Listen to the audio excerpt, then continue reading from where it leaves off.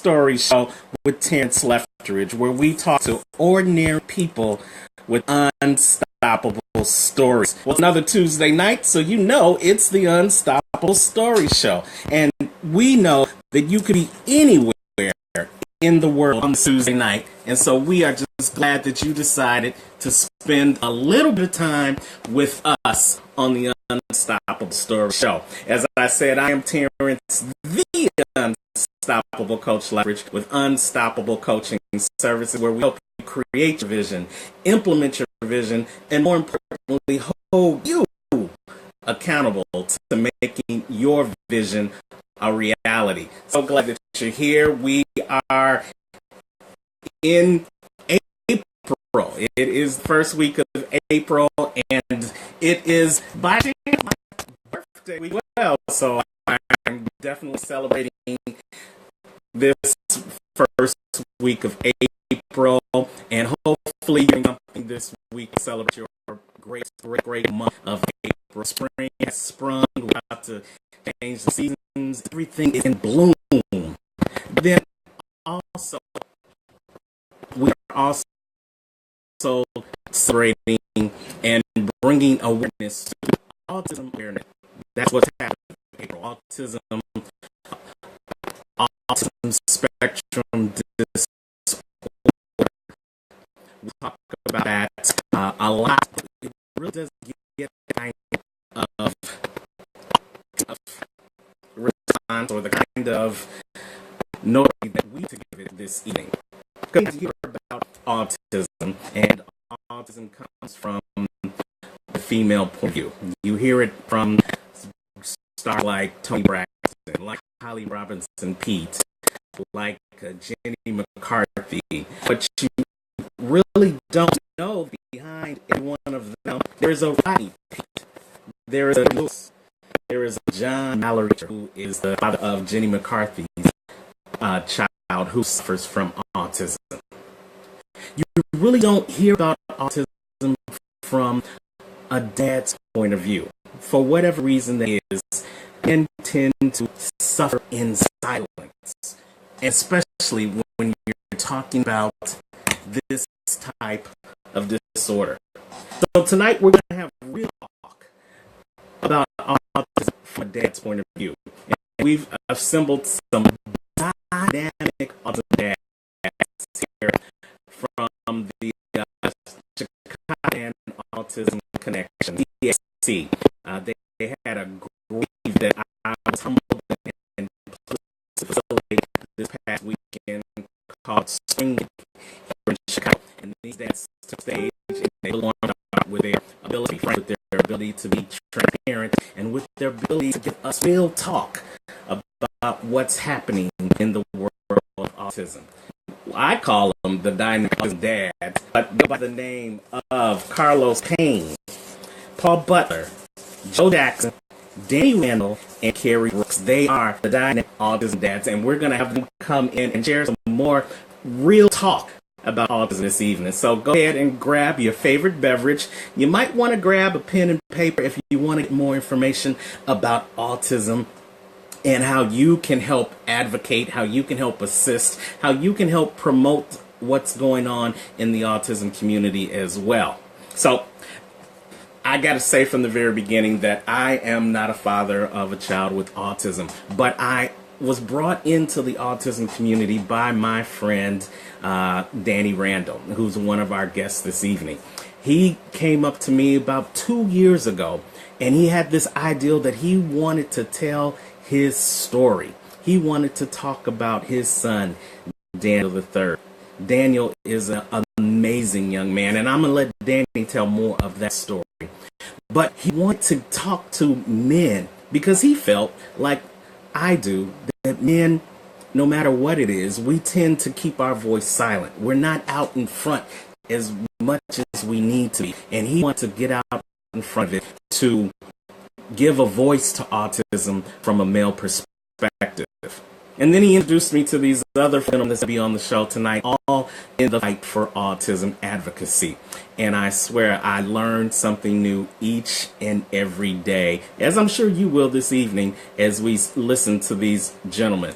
So without further ado, we are going to open up some mics, and we are going to let you, the Unstoppable Story audience, listen to these great, dynamic autism dads for yourself. And if you want to join the conversation, well, you know what you need to do. Just go ahead and dial in to area code 323-870-3764. That's 323-870-3764. So we're introducing to the mic Carlos Payne, Paul Butler, Danny Randall, Carrie Brooks. Are you guys on the call right now?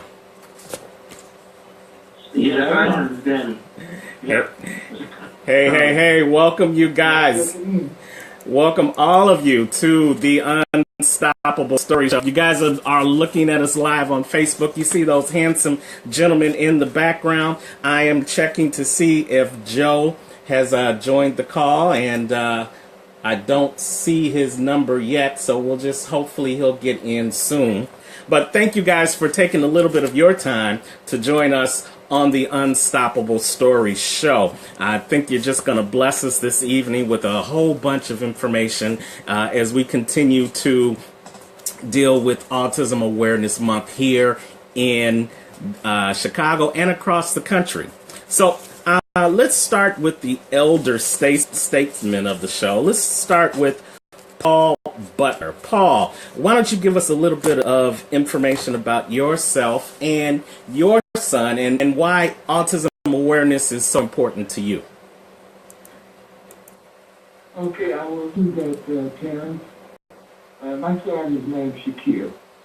He's 24 years old, having been born in 1992.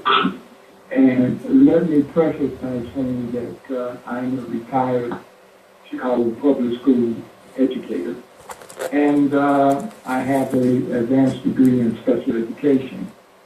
In 1995, when Shakir was diagnosed with autism, heard known about autism, and that made it very, very difficult for my wife and I to determine just what we should do. Oftentimes, the doctors didn't know how to proceed. Teachers certainly didn't know much about it. And so we were constantly on the hunt for information. Getting the diagnosis was quite a task. First of all, we looked for other things besides autism. We thought that the reason he did not respond to people trying to interact with him was possibly because he just wasn't interested, or perhaps he had a hearing problem, or perhaps he was just like his dad, myself, who was not that interested in social interaction himself. Wow. But after 3 years, the pediatrician said to us, I think you need to go see a specialist, which we did. And at that particular time, he was diagnosed with what was called PDD-NOS. And what that meant was that was the beginning of the diagnosis of autism. And you said that was PPD-NOS? PDD-NOS. Okay. Pervasive Development Disorder. Okay. Now, that's the precursor of autism. Okay. Now, how old is Shakir now? She is 4 years old. Okay. All right. And it's been a very long process to get him to where he is. I'd be happy to discuss that. But before I do that, I'm sure always would like to indicate just how they came about getting the diagnosis for their child. Yes, yes, indeed. And thank you so much, Paul, for sharing that little bit. We are definitely going to come back because with Shakir being 24, I believe he is the oldest child on the panel. So you definitely have some insight that our audience who has older children who are dealing with autism would definitely need to hear. So thank you so much for that. I want to switch and go to Carlos Payne. Carlos, how about you tell us tell us your story? Well, my name is Carlos. My son is Jalen. He's 12 right now. And when he was born, you know, on time, no complications. We took him to he did a 0 to 3 evaluation. He was fine, but around 2, he was saying he really he didn't have the language we wanted. Wasn't really speaking as much. So we had a speech pathologist and stuff, and then she said I could get him to have enough words to accomplish it during our summer. So it was kind of fine. But once he got into maybe first grade or so, my wife started thinking, and he started looking funny. His face, you know, once you look at different pictures we took over the years, he started to change. And then one teacher thought, because one teacher thought maybe it was because he didn't really do no talking in school, but he had talked to individuals, so they thought it was maybe, you know, selective mutation. You know, that's the one our kids have anxiety, and they just speak to certain teachers. Because some teachers say, "Oh no, he speaks to me," but another teacher say he does say no words. So then I think we were like 9, so we only waited real late. Just kind of kept saying it's just kind of developing slow. Maybe it's just, you know, LD, learning disability. Okay. So about 9 years old, we got him tested again. Then they said, well, he's on the spectrum, autism.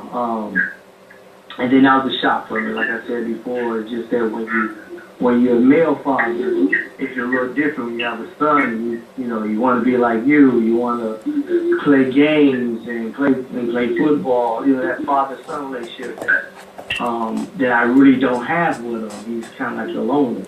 I mean, it was times when I sit down and cry when I just couldn't understand him on how he might express himself, or just didn't understand the whole system. Until we hooked up with Paul and Joe and Dan, everybody from CXC, and you got to see, you know, other, I have to say, African American friends out here that was going through the same experience. But I think what was even deeper when I got there was no real, I don't know real, but there was no male except Paul and Danny and Joe at the time. So I got there just females, and you kind of listen to their stories and hear how they cry while we just kind of sat there. But I think we share the same feelings from, I guess, masculine aspect. So, and I'm still learning. I mean, I still go through some things with my son. I don't know if it's the hormone changes at the 12 years old, or it's autism, because I'm going through a lot of, well, I guess I say trying. I think everybody probably went through that same situation as well. So that's my transition coming to having a son diagnosed with autism. Well, thank you, Carlos, for being transparent and sharing your story with us this evening. We're going to come back to you because I think you have one of the you're on the other end of the spectrum as having one of the youngest children on this panel. So I want to switch and let's go. I'm going to ask you, Carlos, to mute your phone because there's a little bit of squeaking in background. So mute your phone, and then we'll pull you back in to the conversation, okay? Okay. All right. Can Carrie Brooks, Carrie, can you hear us? Yes, good evening. How you doing? All right. How are you? Life is beautiful. Thank you for having me on the show. I really appreciate it. All right. Okay, I'm going to ask for the other panel, while Carrie's talking, if you can just mute your phone from where you are. Mute your phone because there's a little bit of background, and I don't want to mute everybody at the same time. So if you could just mute your phone. And Carrie, can you still hear us? Yes, I'm still with you. Okay, so Carrie, why don't you tell us a little bit about your journey with autism from your point of view? Absolutely. My son's name is Kingsley, and he was diagnosed right around 2.5, going on 3 years old. And I tell you, as a father, I can relate to what the other gentleman was saying, what Carlos is saying. You have this son, you definitely want to be able to have this father-son relationship with your son, but with any child. And so when we first started noticing different characteristics and traits in our son, he was speaking several words, and then he started to regress in his speech. He started to have this glazed look over his eyes where we would talk to him. At first we thought maybe that was a hearing problem, but we saw this glazed look over his eyes where he just wasn't really connected to us. And in addition to that, he started having some stimming. One thing that he would do would flap his hand when he became, when anxiety, set upon him, he would start flapping his arms. And he also started lining up all his toys and would lay on the floor and just look at them for 30 minutes, for an hour, as long as you allow him to do that. They started having very different behavior that we weren't used to. So we followed the protocol, went to some professionals, and they diagnosed him on the spectrum. And I tell you, once you get that diagnosis, it's like someone just ran up from behind you and surprise you and punch you in the stomach. It's just like a blow. It just knocked the breath out of you. Yeah. There was a lot of tears that went on, and we started our journey.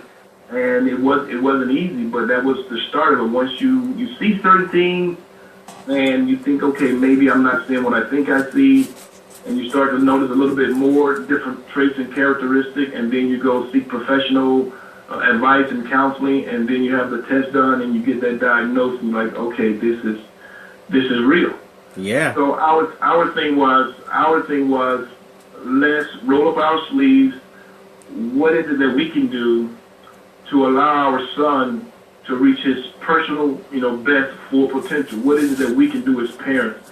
And I tell individuals that when this first started, this was our greatest crisis. This was our greatest crisis.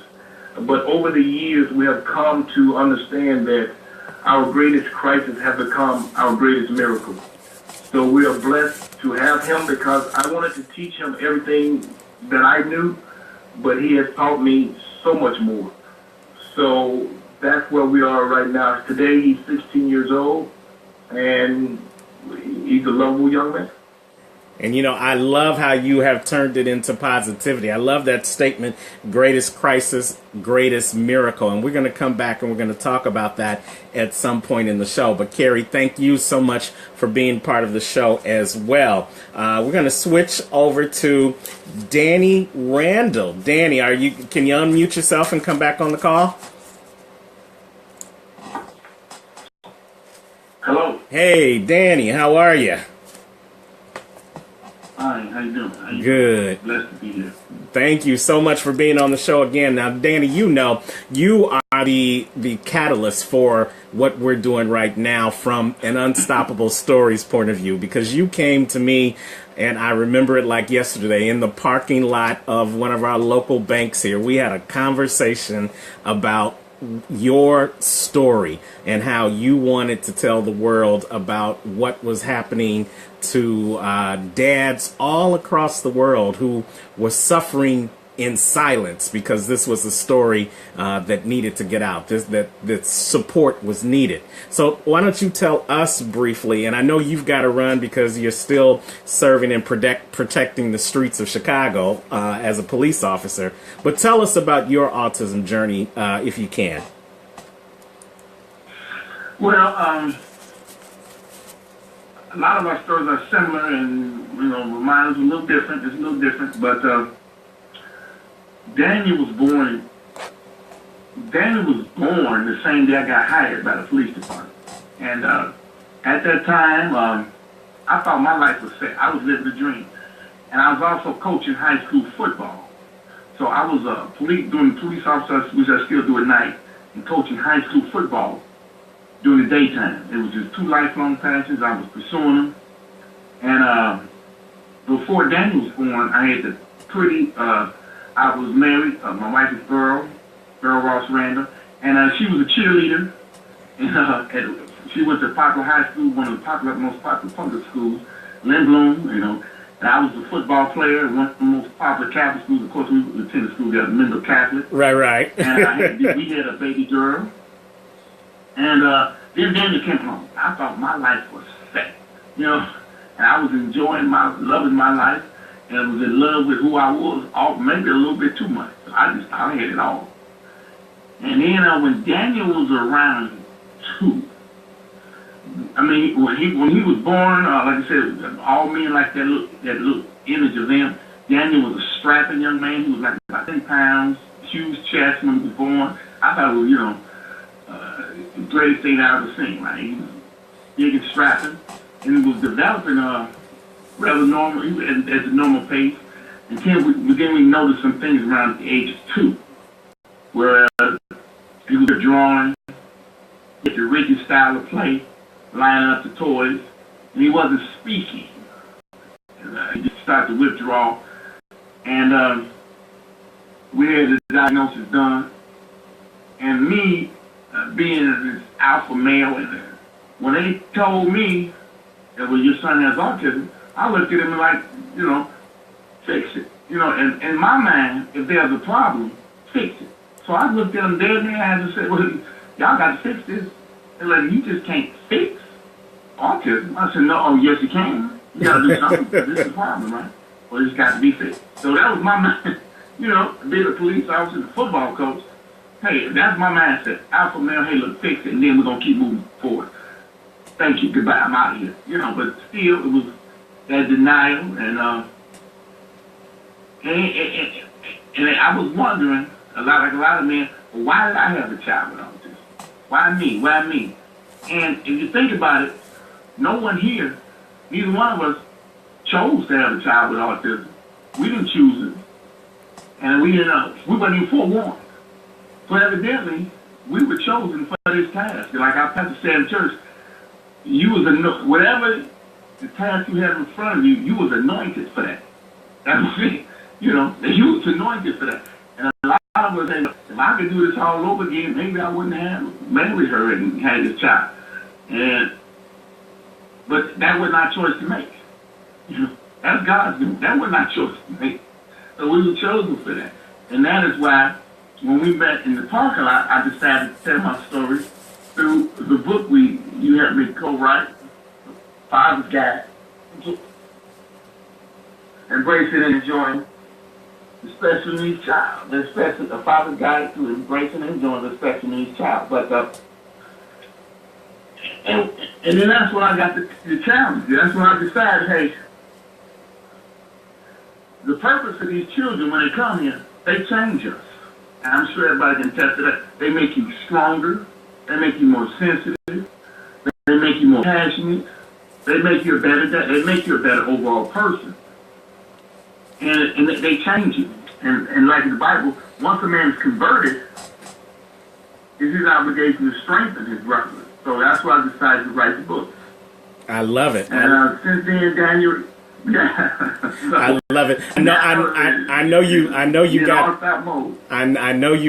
you got to run, but hopefully you can just hang out with us for a little bit, a little more. Danny Randall definitely is one of the 5 inspirations that we have on the call right now. Again, you guys, you're watching and listening to the Unstoppable Story Show with Terrance Leftridge, where we are talking to the dynamic autism dads. Real talk about autism from a dad's point of view.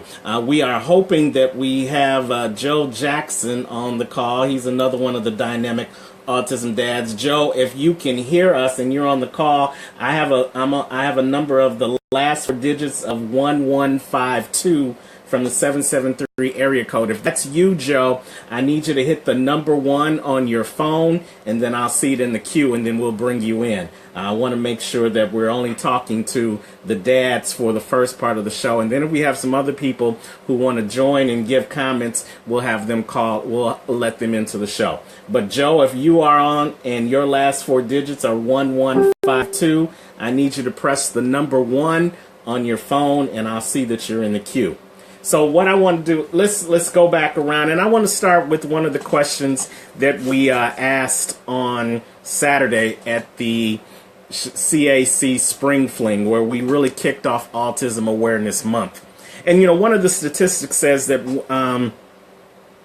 that 1 in 88 children in the United States are diagnosed with the autism spectrum disorder, and there are different levels of that autism spectrum. So if it's too much to say, then I understand it, but we want to really have dads be transparent tonight. So if you can tell us, each one of you, where your child was on the spectrum and where they are now on the spectrum, that would be a great help to our audience. And what's your understanding of the whole definition of autism spectrum disorder?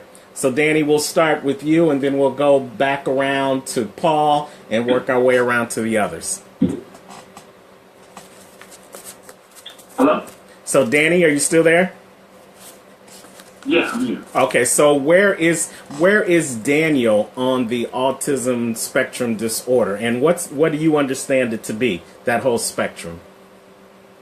Well, autism is a communicative and social delay disorder.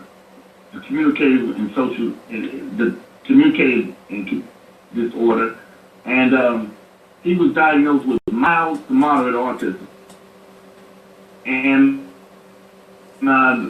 he goes his peaks and his valleys when it comes to autism, but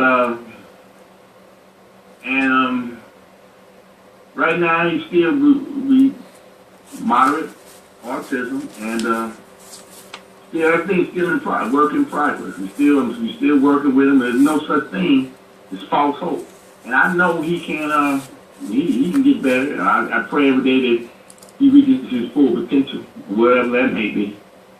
Okay, all right, Paul, are you back on with us? Yes, I am. Here I am. Okay, so why don't you, from your understanding, what is the autism spectrum disorder definition, and then where does Shakir, where does he stand as far as the spectrum is concerned? Okay, well, the key word in the autism spectrum disorder is spectrum. That's the complete name for the disorder, autism spectrum disorder, oftentimes as ASD. Shakir would be described as moderate on the spectrum. He will always have some degree of, he will never be in a situation where he will be able to live on his own. Now, people need to understand that autism is not a disease, it is a disorder. Specifically, it is a developmental neurological disorder of the brain. Being developmental, it usually shows itself around the age of 2 years old or so, although it may not be diagnosed until later because the signs may not be as evident to those parents and other people around the child. Hey, Paul, before you go forward, you made a great point there, and I don't want to skirt by it. Do you find in your day-to-day living that people tend to get those two words confused, disease and disorder, when they're speaking about autism? Some of them do. I wouldn't say it's a major problem, but there still are individuals around the day that kind of think that it's something that you catch. Something that's contagious, right? And the reason is there's much more awareness of autism than there was back in 1995 when Shakir was diagnosed. When he was diagnosed, when people thought about autism, they thought of the movie Rain Man with Dustin Hoffman. Right. And the feeling was that anyone with autism was a genius in one specific area, which is, of course, completely false. Now, as Danny was saying, autism presents itself in three ways. There's an impairment in social interaction, and when Shakir was younger, as is the case now, you can look at him and tell that he would like to engage with others, but he just does not understand just how the process works. So oftentimes you will see him on the fringes looking on. So that's the social interaction part of autism. And then there's the communication, not only verbal communication, but nonverbal communication. Oftentimes when people think about problems in communication, they think about the ability to talk. But it's also the ability to give cues and to receive and understand cues that are nonverbal, such as an expression that a person is making with the face that might indicate happiness or sadness or frustration.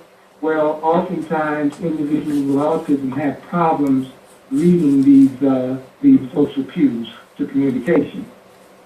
And the third way that autism presents itself is repetitive and stereotype behaviors. One of the things that Shakir does often, he has to, whether it's going downstairs to the kitchen or walking in a door, he has to repeat the same process over and over again the same way.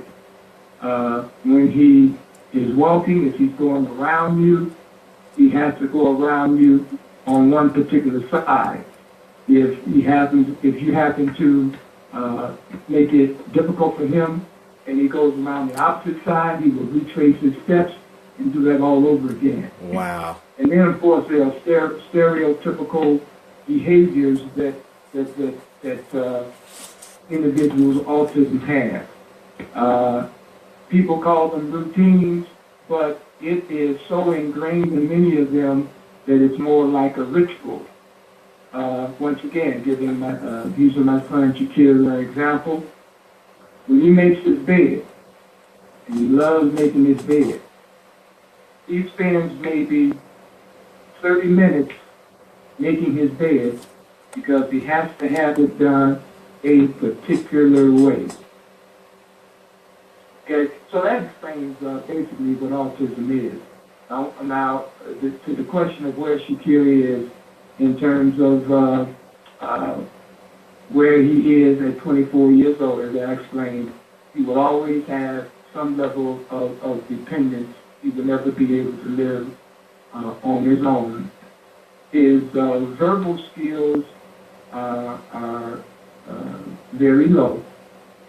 He can understand what people tell him to do. He can follow instructions, 2 to 3 part instructions, but he rarely initiates any type of conversation, and he does have the characteristic of echolalia, which is a repetition of sounds or language that is directed toward you. For example, if someone says Shakir, Shakir's response is going to be, "Hello, Shakir." So that's where he is in terms of communication. Okay. And I've already explained some of the repetitive and stereotypical behaviors that he engages in. So that's what security is, basically. Well, thank you for that detailed explanation. I just got a text from Joe. He's having some plumbing issues, so he may not make it into the call. But it's important for us to shout out Joe today because we understand that 4 out of 5 children that are diagnosed with autism are boys, which is represented on this call. But Joe Jackson, he's the 1 out of 5. He's the one who is raising a 12-year-old daughter. And so he deals with autism from a different perspective. And so we're gonna hope that some of the other guys on the call tonight can maybe speak to that other side in his behalf, since he's not going to be able to. He says, okay. So Joe is saying that he is on. So let me see if he is in the queue. Let's see. So let's. Okay, I see him. All right, so we're going to bring Joe Jackson into the call. Joe Jackson, are you on the call? Hey, how you doing? Hey, how are you? How you doing? Good. All right, we're gonna have some work, man. I'm good. How you doing? I hear you. So let's have the other guys just mute yourself for a second so that we can hear Joe, because we got some feedback going on. So Joe Jackson, tell us a little bit about your situation as far as this autism journey has been. Yes, my daughter Jasmine is 14. She was born in 2002, and the first couple of years, everything. She was a quiet baby for the first 6 months, didn't think nothing of it.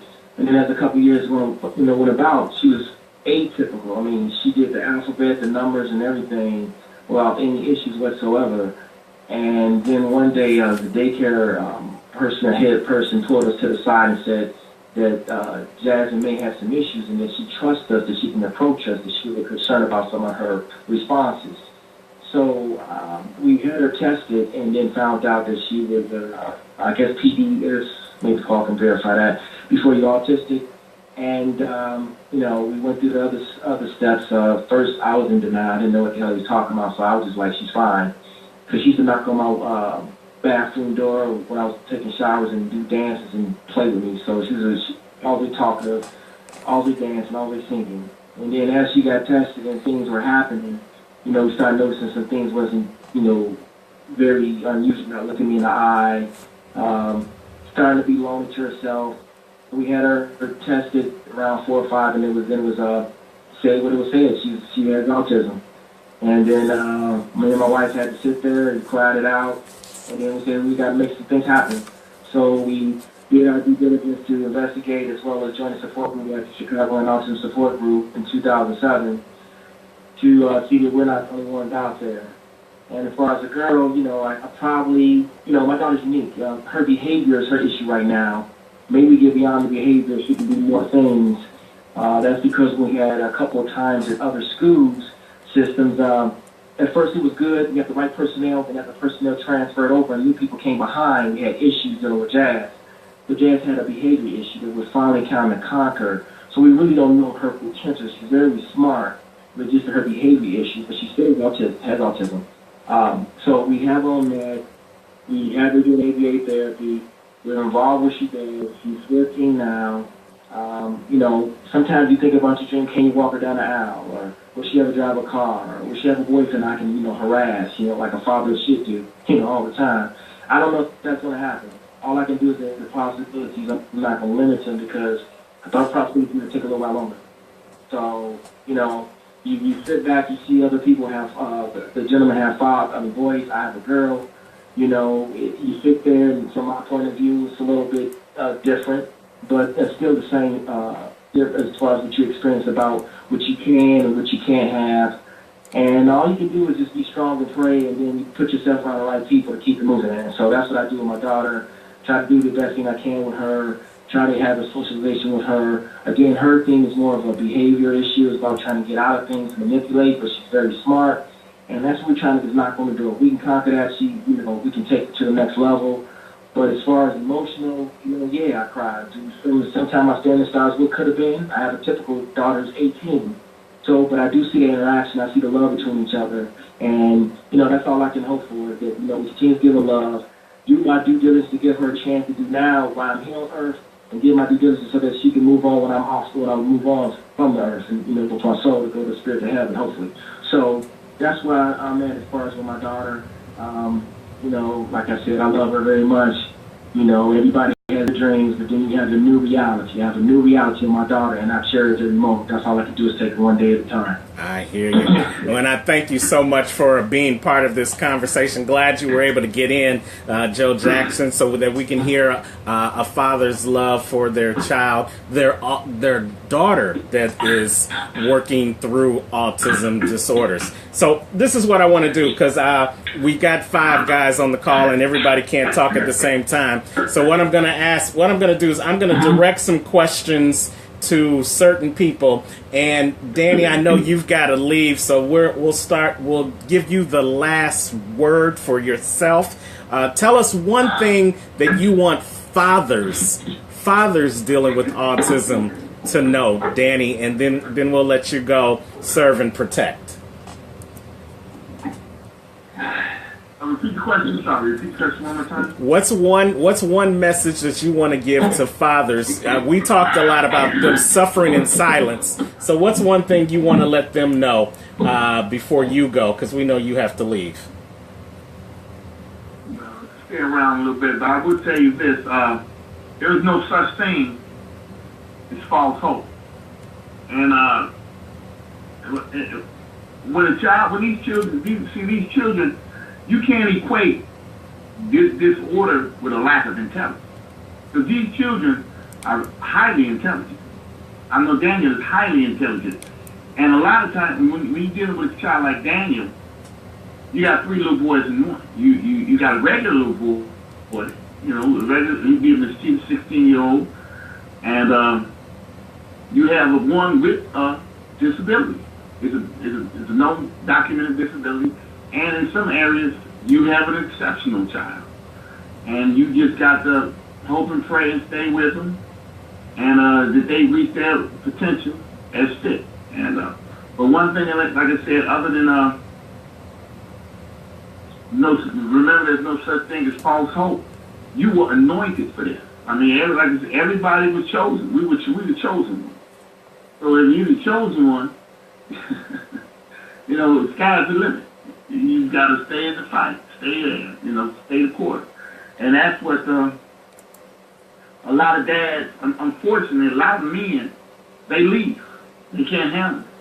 But what you fail to realize is God cannot help you if you're not brave. You got to stay in there. And that's what seems to be the similarity between with the gentleman that I'm hearing. I'm hearing the same,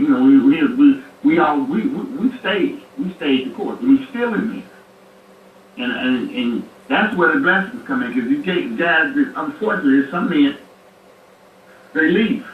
But when you leave, you can't get the blessing. You can't get the blessing. I love it. They need to remember that. You cannot get it when you leave. All right. Thank you, Danny. We're going to let, I'm going to bring Carrie and Carlos back into the conversation. And I just want to touch upon what Danny said, of being brave and staying in the fight. So, Carrie, Carlos, whoever wants to go first, why don't you share from your personal standpoint why you stayed? What made you stay when you got this diagnosis of autism in your child? Well, as Carlos, I start. Well, it wasn't any type of choice. Me and my wife been together since '87, like high school. We met in high school and stuff. Went to different schools. I went to CVS. She went to Hyde Park, and we kind of grew up together in some degree. And then, so these are our first children. We got married in '98. and then had our first son, Jalen, in '05, and our second son, Jaed, in '06. So Stan was about our love for our child, and what we was having. I think a lot of fathers who may leave, maybe they just wasn't married, and if they did leave down the line of their marriage, because maybe it was strained on a relationship, on how one may parent, or the difference of parenting, I think could happen in that degree, but it wasn't a choice of me staying or not. It was just, that's my child, and I birthed this child. It was given to me and my wife. You do go to the part, was this something in we always kind of blame medicine.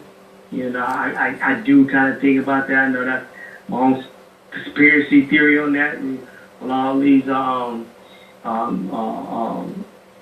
shots they want to give you and stuff. Because we look at our second son, we didn't do that, no shots, and he's fine. But like I said, that just could be my own conspiracy theory on that aspect. But I enjoy my son, and I learned a lot from my son, and I learned a lot through my wife about my son as well. Because like I said, it's two different relationships, being a male and a mom. Because a mom's gonna be a mom, and like Danny say, sometimes like it should be fixed, and we understand that this is nothing you can fix. This is something you grow into, right? And it fixes you, right? And so that's my take on it, And I love how you said this. I love how you said it's something that you grow into, as well as it's something that you grow through as a family. So thank you for sticking in the game. There's a study that was done in 2010 that said 23.5% of married couples who have children with the autism spectrum disorder ended up in divorce. But Carrie, you're not one of those. You're not one of those couples, Carrie. So you tell us from your perspective, what is it? Why did you stick and stay in this fight? And what advice would you want to give to fathers about sticking and staying instead of running away? Well, just to clarify, Terrance, that our relationship it did suffer. Okay. But whether my son is in Mississippi or Atlanta, Georgia, I'm always going to be his father. And being a part of his life, that's been one of the most important things of my life. It was very important to me to have this relationship with him so he would know that, listen, no matter where you are, I always love you. So very early on, we developed a special relationship. When I would come home, he was ready to see Dad. He had been with his mom all day. They were frustrated from each other. So he wanted to spend time with me, and I want. Okay. It's true, and she needed the break. Regardless of how our relationship was, we shared the responsibility of loving our son. And I would like to say that the reason my whole thing is to always, no matter where you are, is to be a parent and to be part of your children's life. That's what my mother did. So this came from way before I had my son. This is what my mother instilled in me. You always have to do the right thing, no matter how tough it is. And sometimes it's going to be very tough, but you always have to do the right thing. So my son and I, we developed a special program where I wanted to help him reach his full potential. And along the way, he helped me to become a better human being, to become a better parent, to become a better father. So we educated each other. And I tell anyone, it wasn't easy. Our son was severe, diagnosed on the spectrum, very severe. He was bouncing off the wall, a lot of temper tantrums, a lot of stimming, a lot of meltdowns. You name it, we went through it. And also, at the same, very little sleep. So imagine you have to be to work at 7 in the morning, and your son just fell asleep at 5 o'clock. Now you got to get up and get ready to go to work. And when you come home, you're going to go back through the same thing again. But it wasn't that he was trying to do this. We had to educate ourselves on what is it that we need to do. And we worked together. And that's what I encourage people to do. No matter what your relationship is like, put the child interest first. Work together to educate yourself and to help your child reach their full potential. And I was starting to start at Severe. Today, he's a sophomore. He's an honor student. We're prepping him for college.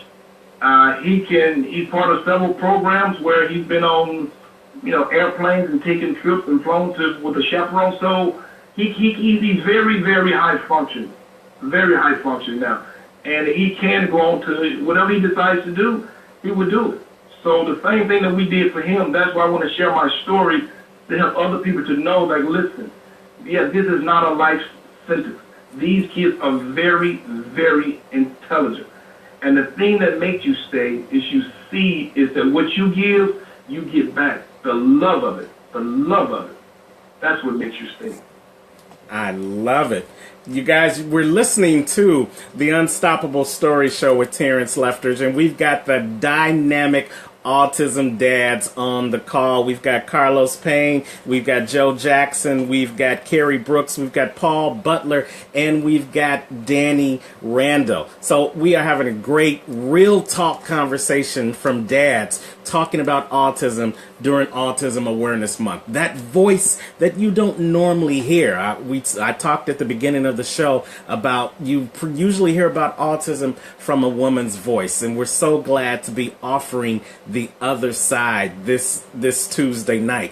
It's still time for you to get in on the conversation. If you want to give a comment, ask a question, or just give a congratulations to these dynamic autism dads, then all you got to do is call us at 323-870-3764. We're going to check the queue. Hit the number 1 on your phone if you want to leave a comment. So that's 323-870-3764. Hit the number 1 on your touch-tone phone, and we'll see you in the queue, and we'll get you into the program.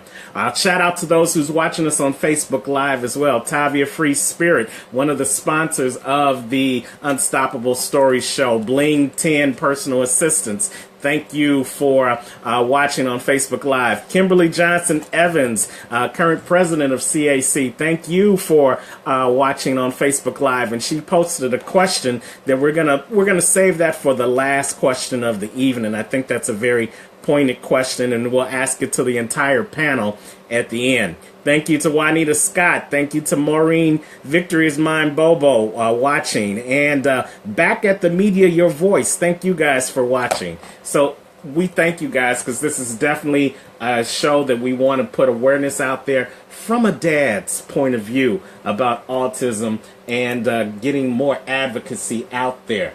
So again, if you are if you are listening in on Blog Talk Radio, go ahead and press that number 1 on your touch-tone phone, and then we'll get your comment or your question in. But I want to open the line back up now to Paul as well as to Joe Jackson, because you guys are really working hard with CAC, the Chicagoland Autism Connection. And you talked Saturday about how you wanted to bring, one of the initiatives of CAC was to bring more men into the fold, to make them feel comfortable coming to these monthly meetings where it was predominantly women that were at these meetings. So Paul or Joe, whoever wants to go first, tell us, why was that so important to really open it up to the men's initiative? Okay, I'll start out, and Joe, you can follow me. A slight correction, first of all, Terrance. Those stats you gave, 1 out of 88 individuals will be diagnosed with autism. That was from the year 2012. Right. Current statistics are 1 out of 68. I just want to make that clear. Thank you. And at this point, the estimate used to be 4 out of 5 male. Now it's closer to 5 out of 6. So that itself, to me, is an indication that we need to have more fathers involved. Because we know with typical males, as they approach adolescence,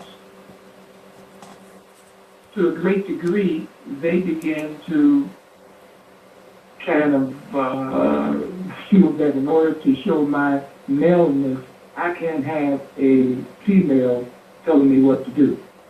And so that's where fathers come in to kind of let them know that that's not how you show your maleness.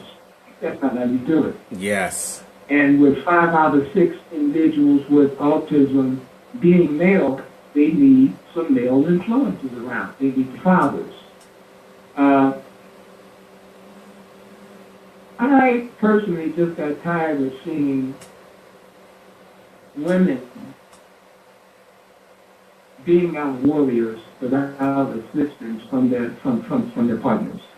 I saw too many cases where the mothers were telling me that the fathers were either physically absent or emotionally absent. Let me tell you, I'm together with my wife, and my older 3 sons have been out of the house for a long time, in their 40s. So we only have 1 child. And with the 2 of us, it's still a handful, dealing with our son. It's still very difficult. So I can imagine how difficult it must be for a single mother to handle a son with autism or daughter with autism, for that matter, and other children, be they typical or special. And so with that in mind, Joe and I, got together and had a couple of meetings with some fathers and just kind of encouraged them.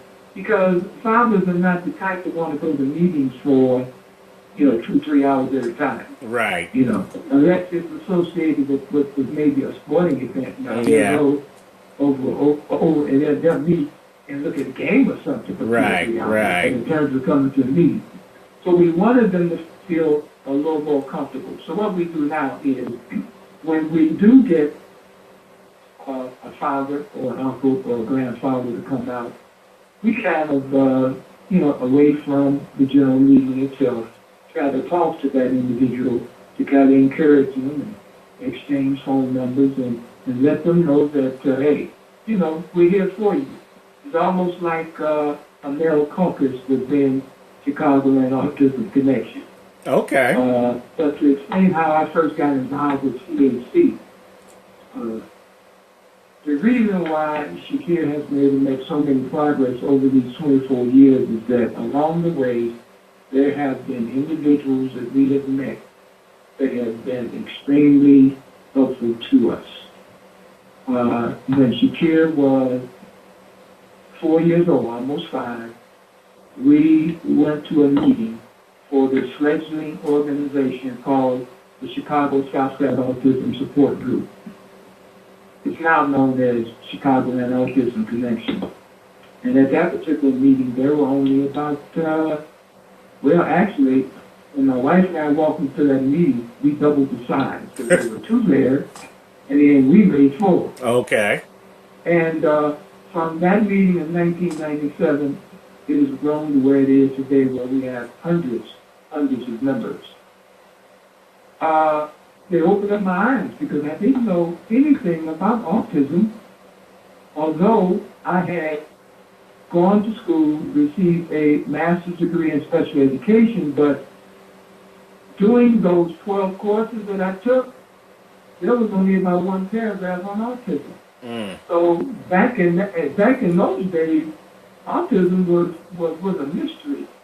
And that's why the symbol for autism are a series of disconnected puzzle pieces, because it's a mystery. And so they helped me and my wife so much during the journey that I felt that once things stabilized, I had a duty to pay it forward. And so I'm still involved with the organization now because I feel that I can be of great assistance to families of younger children who come in with very, very little help, wondering what the heck am I going to do? And my wife and I just explained to him about our son. When our son was younger, he had these temper tantrums. He could not sit still in a meeting. But now, he sits in meetings and people compliment us on how well behaved he is. We've had subscriptions to the opera and to the jazz concerts for about the last 5 years. And he just loves it. No disruptions whatsoever. He's my running buddy. I take him wherever I want to go. And the reason I was able to do this is because an organization such as Chicagoland Autism Connection was there to provide information and techniques that allowed my wife and I to learn how to deal with it. And that's why I continue to advocate at this particular time. Moms have been the advocates for so long. It's time for some, as I call, dadvocates. I love it. And you know what? I am here to testify to what you just said about Shakir. I got a chance to meet him on Saturday. Very strapping, handsome young man, and very polite and very cordial. Had a great spirit. So you and your wife have done a great job with Shakir. And as we transition to Joe, with organizations like this, CAC and the other organizations that came to your Spring Fling event on Saturday, why do you think it is that men continue to suffer in silence when it comes to talking about autism and raising their children? Well, I think you have to look at it as simplistic. Just a father's dreams have vanished away. And some of them, once they receive the news that their son may be different and not what we call typical, that they take it so hard, or it just kills their dreams of what they thought was their dreams to come true. Is a different dream for them, maybe a nightmare, and then therefore they're not as involved. And I think sometimes that's mainly the purpose, is they just realize, or they're in super denial, that they just ignore all the ultimate evidence, that they just don't even really pay attention and just kind of just fade to black. I think that's like one of the major bugaboos that's going on with that aspect. Even when the fathers come in with the moms to our event, to a monthly meeting, most of the mothers are the ones who come in. They come in probably most likely by themselves in initial meetings. Sometimes the father comes, and we've done a better job of retaining some of the fathers to keep them more involved. But historically, once they come, they kind of fade, and then the moms just kind of stand out. Again, same situation about the father handling the actual reality of what their son capabilities or his certain situations.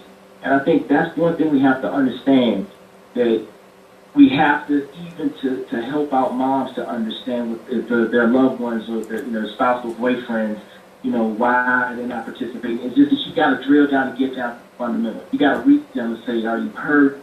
What are you seeing? You have to talk to them, because they're really in denial.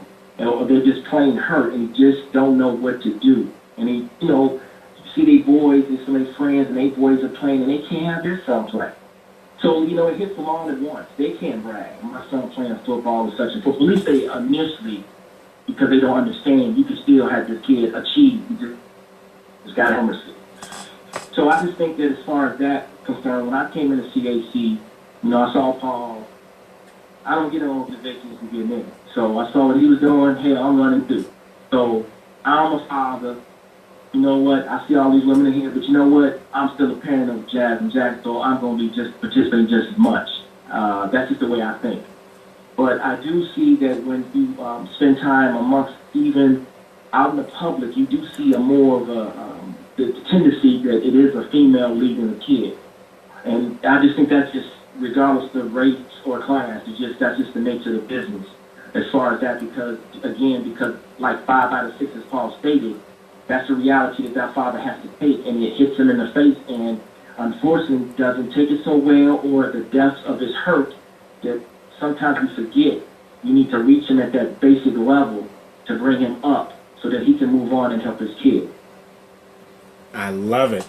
You guys, you're listening and you're watching on Facebook Live, the Unstoppable Stories Show with Terrance Leftridge, and we are talking to the dynamic autism dads, or as Paul said, we're talking to dadvocates of autism on the Unstoppable Stories Show tonight. Definitely, I got about 25 minutes left on the show, so if you want to make a comment or ask a question, now's the time. Come on, 323-870-3764. Dial, hit 1 on your touch-tone phone. We want to get you into the conversation. This is your opportunities, whether you are a dad that's dealing with this for the first time, or whether you are a mom that was trying to get ideals on how to get the dad involved in this whole thing. Here's the opportunity to have some real talk with some dynamic autism dads. I'm going to open up the line to all of the dads right now, and we're going to pose the question that Kimberly Johnson Evans put into the Facebook chat room. Again, thanks to Kimberly for being a part of the Facebook broadcast right now. But the question was, what questions or concerns do you have in regards to your child's future? And we're going to start with Danny again because I know his time is limited. Danny, are you still with us? Yeah, I'm still here. Okay. So the question is, what questions or concerns do you have about Daniel's future as he is right now? Well, the concerns I have is he's engaged. He likes to engage. Everyone of dads say how sons like to engage, but they don't know how to go about it. And with his physical side, he can be somewhat startling. And I have concerns for his safety. He likes to approach people, and a lot of times it's not in an atypical manner. And of course, like any dad, you're going to fear for your son's safety. That's one of the things. But I want to interject this. When we were talking about the dads who can endure this, but one thing, Terry was saying he watched his mom do the right thing, and it's why. That's why. Yes. Because what men need to realize, my father, he was a great dad, but by the time when I got into the 8th grade, he decided he wanted to run the streets, and he left. And within a year's time, he went from being somebody I idolized, this tall, muscular, handsome guy, to being homeless. And it just stuck with me forever. I mean, I saw how he suffered. And when men refuse to involve themselves, stop their responsibility to their child, ain't nothing, you can't get blessed that way. And I saw how he just crumbled right before me. And that's one of the reasons I don't leave. And another thing, people say, realize when I'm with Daniel, and you involve that, people will show you favor.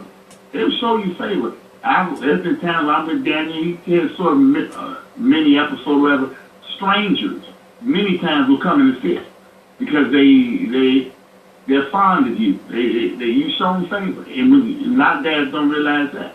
Stay with your child. Take your child out into the community, and it makes a world of a difference, and you will see favor.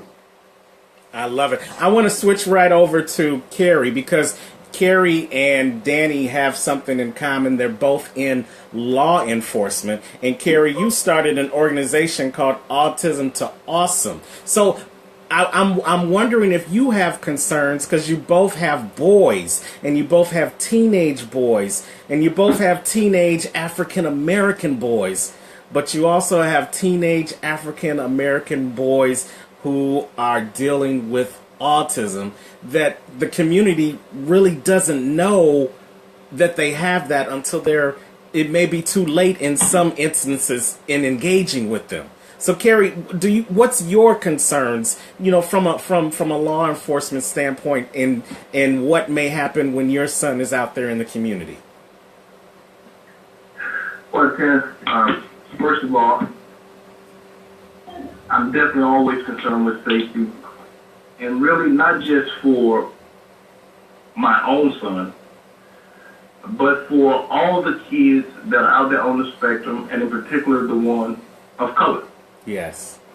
That's why one of the things that we do at our organization is we initiate training for law enforcement on identifying the traits and characteristics of someone that's on the spectrum and how law enforcement and first responders can go about de-escalating the situation. It's a very real issue. It's one that is definitely dear to my heart because I do have 25 years of law enforcement experience behind me. I am a father, and this is something that I made my mission to go out and initiate and do. We also look at it from the other standpoint as well, getting the fathers, the mothers, and the community involved as to if you have a child that's on the spectrum, introduce them to law enforcement. Go to the police station, go to the firefighter house, and let them understand what law enforcement is supposed to be doing, what firefighters are to do, and introduce them to people that are there. Do an outreach. This can be initiated by anyone in the community. In certain cities, you can have your house flagged with the first responders. You can give them your address, your child's name, the age of your child, and the disability that they have. So if ever there's an issue at your house and they have to come to your house, it should already pop up in the computer. This is not every city, but it's growing in a lot of different cities. So parents can be proactive as well. And also, one of the things that's big in the autism community, a lot of our kids, they do wander away from their safe haven, whether it's from school, whether it's from home, whether it's from a daycare. So the parents can be proactive by having an intervention program. What are they going to do? What are some of the favorite places if your kid wander away? Where do they like to go? And we also know through history and research that our kids like to wander towards water. And many of them sometimes end up drowning. So you have to understand where you live, where they go to school. Is there water near if your kids should wander away? So I have concerns about my kids regarding safety, and we're always talking about safety, how he can, as he goes into adulthood, how can he de-escalate situations, understanding his surroundings. But this is my concern for a lot of people in America, especially the ones on the spectrum, and especially the young men of color. That hit home to me. Those are my concerns. Thank you, and I think that's concerns for every family, whether you're dealing with children with special needs or whether you're just dealing with children that society considers typical or I hate to use this word normal, but that is a concern for a lot of families, especially in the climate that we live in today. Carlos, let's switch over to you. What questions or concerns do you have about your son, you being a dad of one of the younger children on this panel? I think like everybody said, I think it's always going to be the number one thing is safety. And if you look at how society looks now with all our killings in Chicago and just innocent bystanders getting killed and young youth out here, and my son is not, he's verbal but won't communicate with people. I fear that being taken advantage of, being bullied is number one thing. I know one time, I think in the third grade, since my son wasn't as verbal, and some boy wrote some bad on a piece of paper and said my son did it. But I had to go up to the school and argue with the school about it and say, well, how can my son, how do you think my son would say something like this when you see the writing? They say he wrote it. And the thing about it, my wife teaches my son to say, shut up.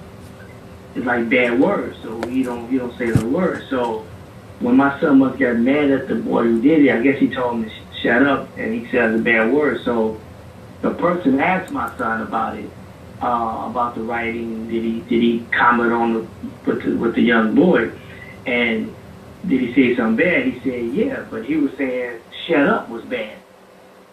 So they didn't really verbalize with him, and I just felt that when you don't really understand someone, they could be taken advantage of or put blame on them because they're not going to say nothing, they're not verbal.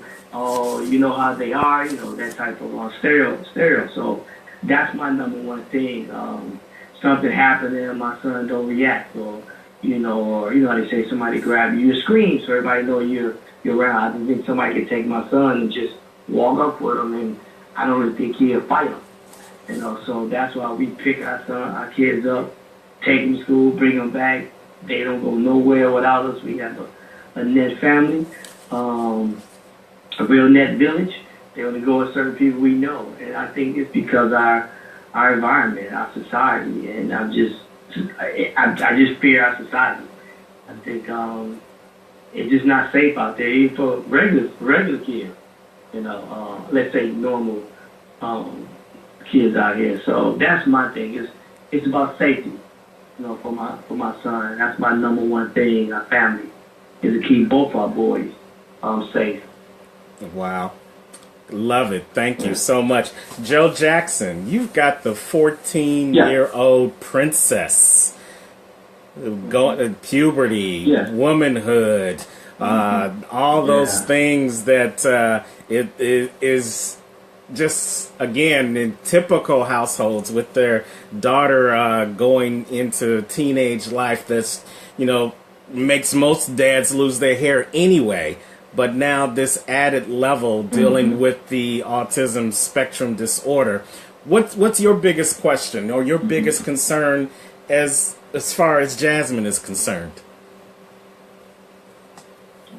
Well, my main thing is her behavior. She can get her behavior under control. Sky's the limit. It's just something that she had to adapt to due to certain failures of certain schools or just administration. I mean, when you get a teacher or the staff that's not concerned about your kid, you got to step behind. You got to work against that. And that's how she adapted, by just acting out. So we're blessed where we're at right now. So as far as Jasmine, she's going through puberty. The front part is growing out. She's a young lady. Sometimes I have to make sure she keeps her pants up because the boys love. But, at the same time, she is becoming more aware of herself around the opposite sex. Not that she don't do anything, but she is becoming aware. She shows that she can, if she wants to, she's interested in a boy, she will show she has interest. I think my main thing about that, I'm not as worried. I'm always concerned with her, but she has a radar as far as she interacts with people. And I know the way she acts around a person or something that may have happened. But we are at that point now, we have to think about maybe we have to have cameras, even though we have people with arrest to come by, because she is in puberty. And you do have to worry about her as far as her body position with another person's space, boundaries, to be aware of that, of how you hug or how you do so forth. But she seems to have that by herself anyway. As far as, you got to just make sure you know your people. I mean, even the people who molest or do something, people love and know. So you have to filter and still be aware and still be aware. You have to just get on to an extra level. Trust people, but you still have to take the extra steps just in case. You just don't know.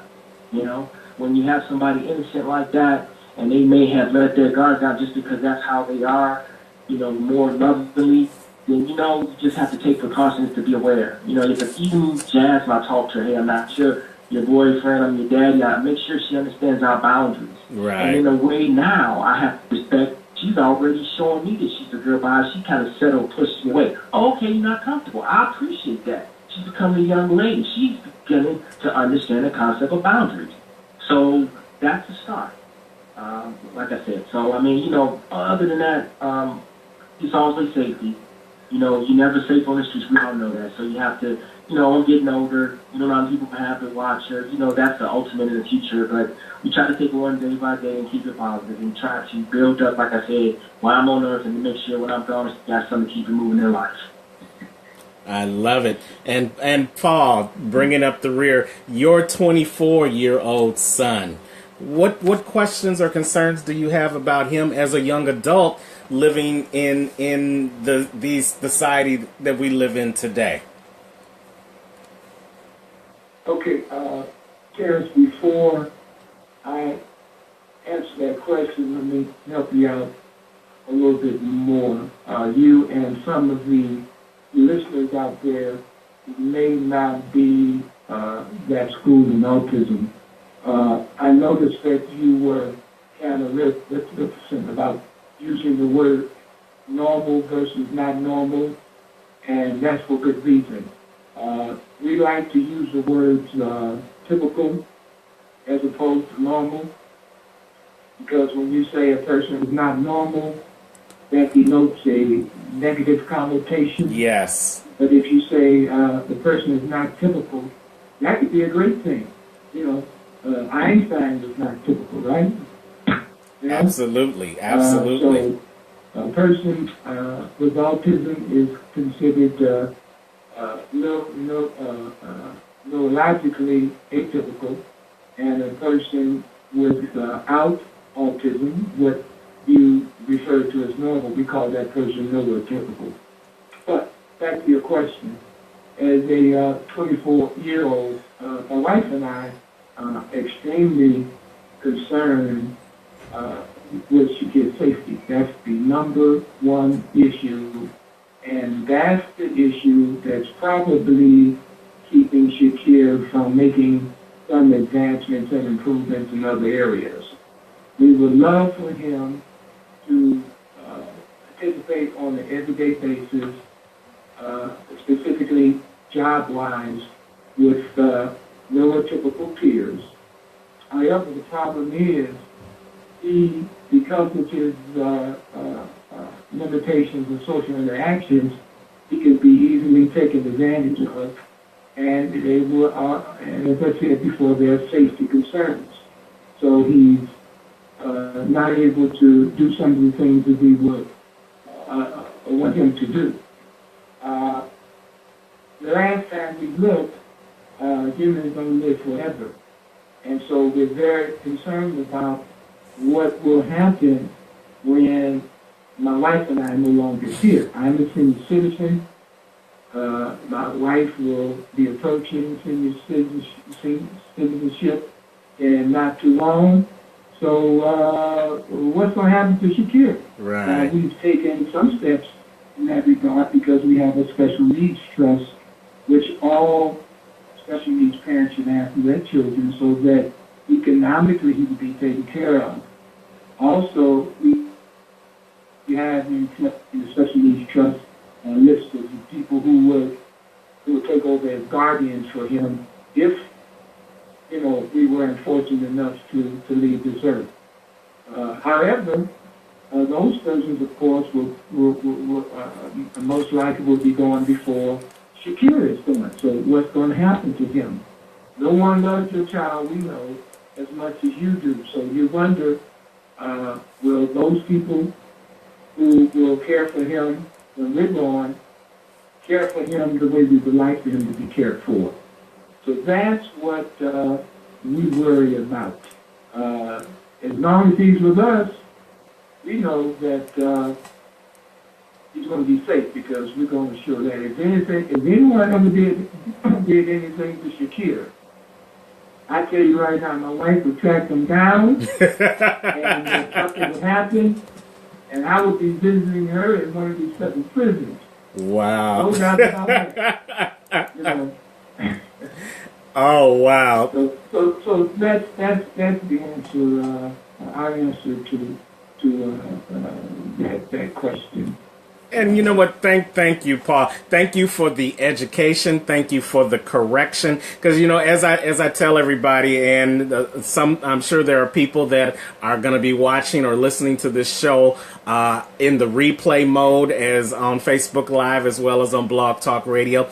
We don't know about the correct jargon. We don't know the difference between typical and atypical versus normal. So you guys are giving us this needed education to really be able to communicate in a proper way. So thank you for that. And thank you for those tidbits about... Terrance, yes. Let me just say that I'm glad you said that, because that's one of the reasons why I encourage our families to get their children out into the community. Because number one, we need our individuals with special needs. We need for them to learn how to react to things in the general community. Yes. But even as important as that, just as important as that, is the fact that we need people in the general public to learn about our children. because I say to know them is to love them. Exactly. And there are a lot of misconceptions about individuals with autism, but unless these people in the general public see them in action, those misconceptions will remain. So get them out into the community. I love it. I love it. Okay, we're gonna do a real quick question, and then we're gonna round it out with you guys giving your final thoughts. So the quick question is 30 seconds or less. We just talked about what your concerns or questions were for your child. Let's talk about what's your dream. You know, again, thank you for the word atypical versus typical. Typical households have dreams for their children. What are your dreams for your children as they grow into adulthood and beyond? Let's start. Let's again go back with Danny. Danny, are you still with us, or did you have to leave? No, I'm still here. Okay. I'm laying down. So What 30 seconds or less? What's your dream for Daniel? Let he reaches his potential as God sees fit. You know, I love him. That's my child, and regardless of his full potential, he's a talented young man, and his potential is God sees fit. Love it, love it. Carlos, what's your dream? I think my dream is for my son just to be as productive as Danny says, as God will allow. You know, with the assistance of myself and family, my wife, and CAC. I think as long as we keep ourselves wrapped around these children, they'll be productive in their own reality. To some degree. I love it. That's my dream. I love it. And Carrie, what's your dream for your child? My dream is really quite simple. For my son to be happy. I think that everyone on the face of the earth, it would be beautiful if everyone could experience love. I know that my son has experienced love. He knows that his parents love him. He knows that his cousins and everybody else love him. So my dream is for him to just move forward in life and to be happy. If he's happy, he will do fine. Wow. Thank you. I love it. Just simple. Be happy. Joe, what's your dream for your princess?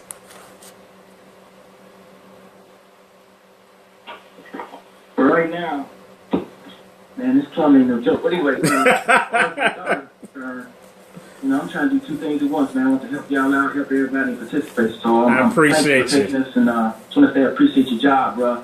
This ain't no joke tonight. But I'm doing two things at once. But as far as my daughter's concerned, as my man said, happy, safe, But the thing I want to make sure is that I do all I can while I'm on this earth to ensure that she be the best person, have the best opportunity when I'm long gone. That's whether estate planning, that's whether educational, that's whether housing, a job, whatever. Set her up with a proper network. And even though that can be challenging, do all I can do so that when I move on, my girl's going to have the best life that she can have. 90 seconds. For my daughter. All right. Thank you. And Paul, we'll give you the last word. What's your dream for Shakir as he continues to grow? Well, like Carrie and Joe and the other two gentlemen, I just want Shakir to be happy. Right now, that's very simple for Shakir. Shakir just wants his coffee when he gets home from his daytime 60 seconds. in the afternoon. He likes to take long hot showers, that kind of cools him out. And in the evening time, after he's worked with his individual aides, he wants to watch his sports. And the thing about Shakir, when he watches his sports, no matter what the score is, the home team is always winning. So that's what I wish for Shakir. And the only way for that to happen is for my wife and I to continually introduce Shakir to others out in the general public so they can change the way they think about autism. Because if our 10 seconds. loved ones with autism are to live in a society that works for them then they're going to have to change the minds of those that are making the policy. And when these young people see our young people with autism and see that they're just like them, then they will make sure that the governmental policies are such that allow them to live that happy life that Joe and Kerry, myself, and the other two gentlemen were talking about. So let me just say that, once again, all the families with individuals with autism, make sure they get out to the community, take the opportunity to tell people what autism is, go around with a chip on your shoulder, and dare people to say something to you about your child, because that gives you the opening to educate them about autism.